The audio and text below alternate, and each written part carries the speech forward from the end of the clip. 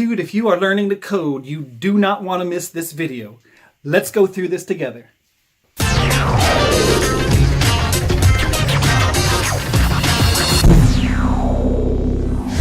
Hey, I want to welcome you to another video. My name's Peter, and if it's your first time here and you want to learn to code, you want to stay motivated to reach that goal and change your life, then start now by subscribing and click the little bell icon so you don't miss anything.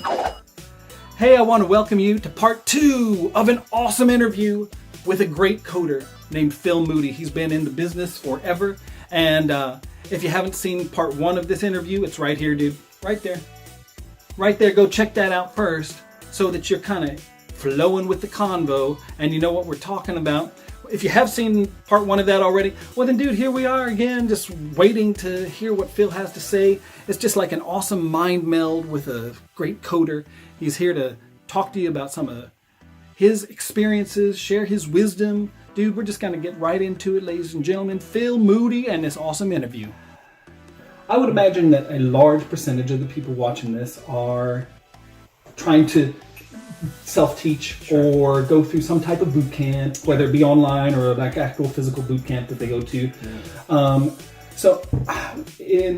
Did you have any formal training, like formal training where you went to an actual college and did a computer science degree, or even kind of went halfway or anything like that, or are you just kind of a self-taught? I wouldn't say like self-taught per se. I've had people like help me, right?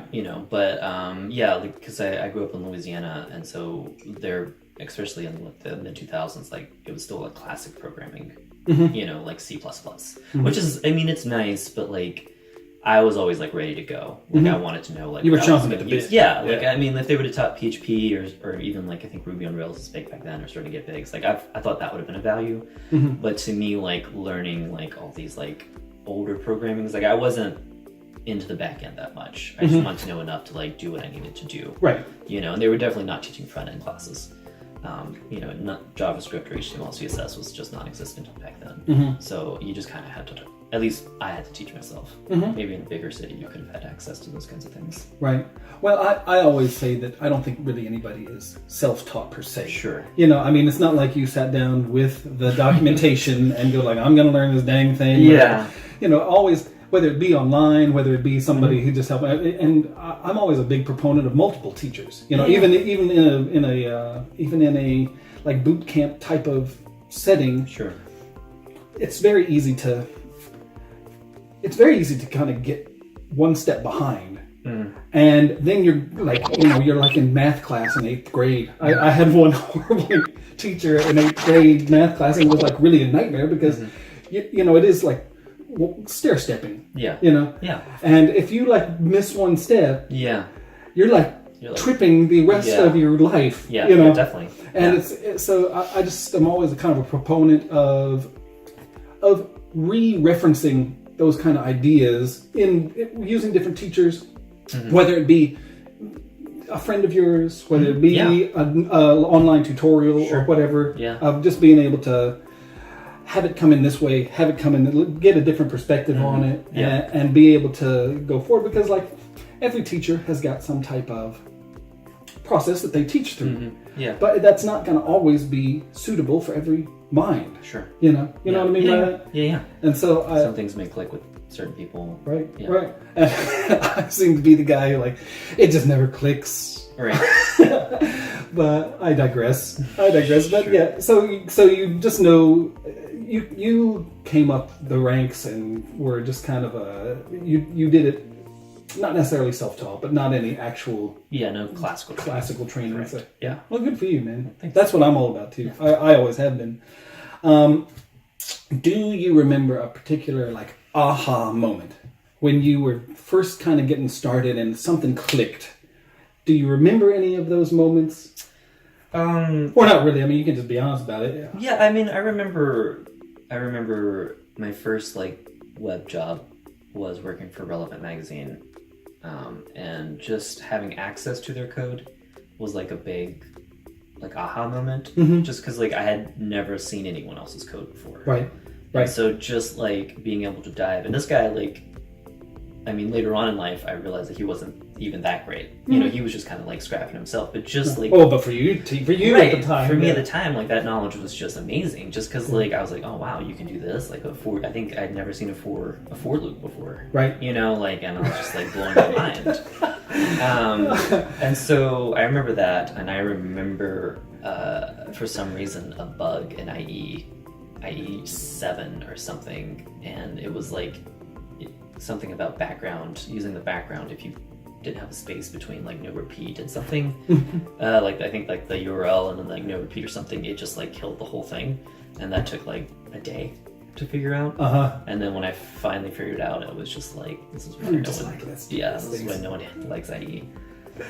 Right, to this day. To this day. Right. It's okay to bash IE on this channel. Yeah. It is. It's actually kind of it's promoted. Yeah, it's a rite of passage. Yeah. Yeah, I just remember things like that, where it's just more like, you know, like when you're struggling with something and then it just clicks, and then you just kind of remember from, you know, then on. And then like whenever Responsive came out, that was like what, 2010, 2011, and just like struggling with that. You know, what's a media query? Right. You know, what does this even mean? Like, how do you even implement this in your code? And everyone had their own ideas back then, because like around the 2010s, that's when people started having opinions about the internet. Okay. You know, and so everyone... That sounds like a pretty interesting kind of aside right there. Actually. Well, sure, yeah. I mean, like, people were just writing about it, and like, you just kind of like thought that they knew what they were talking about, and then you just kind of realize that people just like to talk sometimes, you know, and so like, even to this day, like, we have all these like crazy opinions about, you know, this new code thing that comes out, and why it's better or worse than the old code base, and why you would waste your time learning it or not, or if you don't, you're missing out. And it's just, when did we become just like every other industry, where it's just like about like, you know, why are we wasting our time like bashing each other? Like elitism. Yeah, sure. Maybe, yeah, sure. It's just like, I just read these articles and it's like they're like doing cycles, like, you know, those like, well, you know,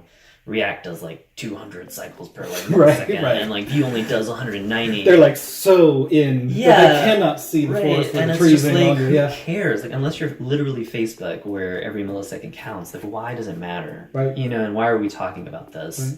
On like, you know, these like generic websites, not like, you know, industry specific, where like super engineers are like reading this. It's like lay people. I feel like, and I've talked about this to other people, like, I feel like we've confused people, especially like new coders. Like, you come in and you're like, well, what do I learn? Like, do I have to learn React? Do I have to learn, you know, Ember? Do I have to learn Vue? Do I learn any of them? You know, and it's just, it's confusing. And it is. Believe me, dude, it's confusing. Yeah, and it's hard to get a grasp on, because it is depending on who you are referring to for your information. Yes, you know, exactly. I mean, and so you can get conflicting reports about things, and I just think, I'll tell you, for me, the one thing that has been cool, you kind of brought that up a second ago, is like, to me, it seems like coding and coders, certainly not all, but generally are, all the ones that I've come in contact with so far, are just extremely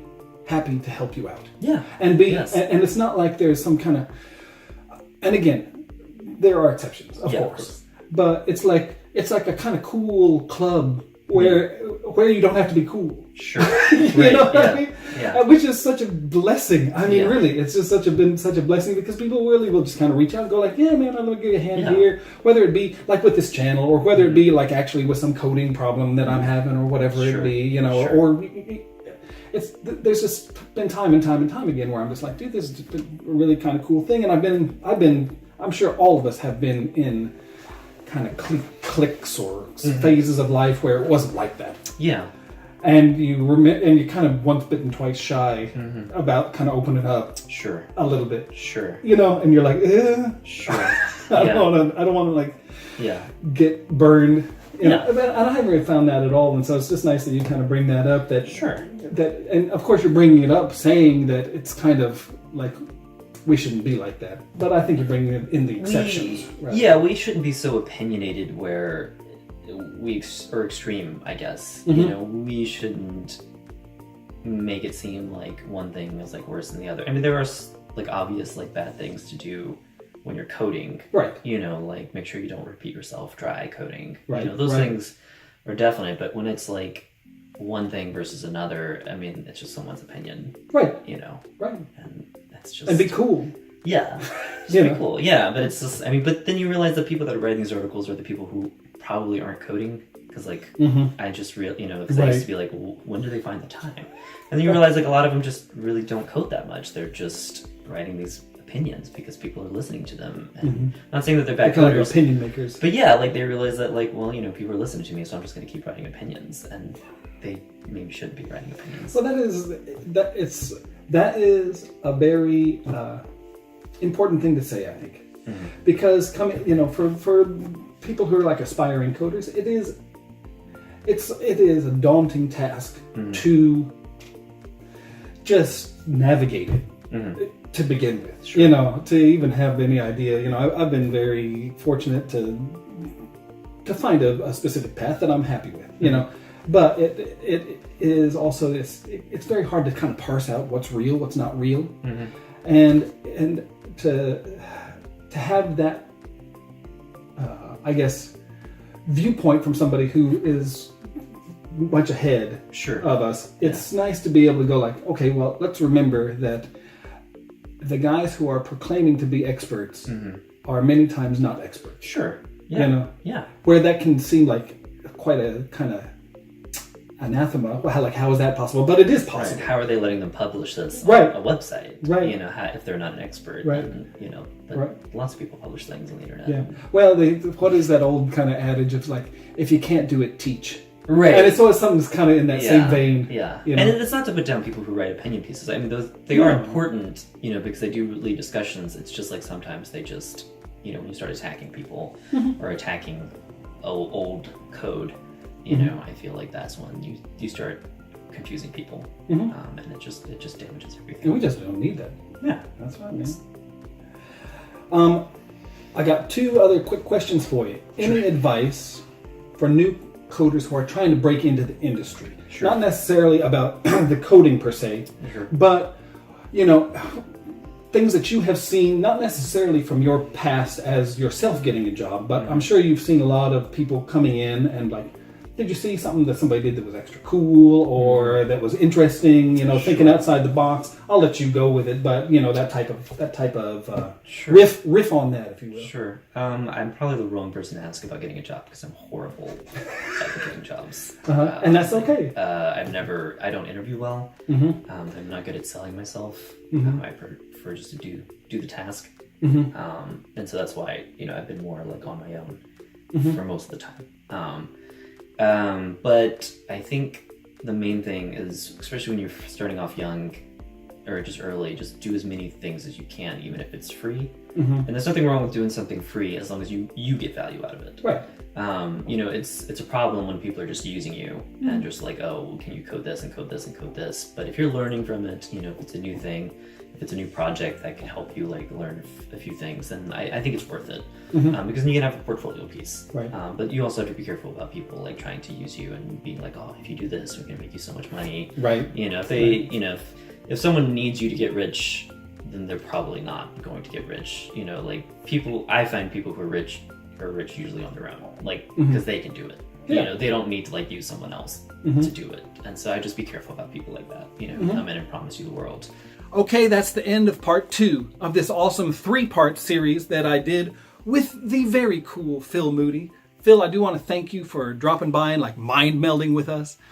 If you are not subscribed to this channel yet, hello. Dude, make sure you subscribe so that you catch number 3.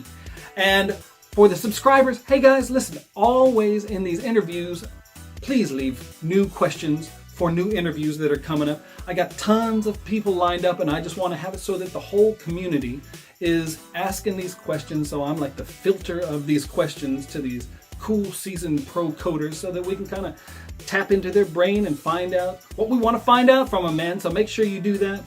Aside from that, dude, number 3 of this series is coming up next week. Make sure you tune into that.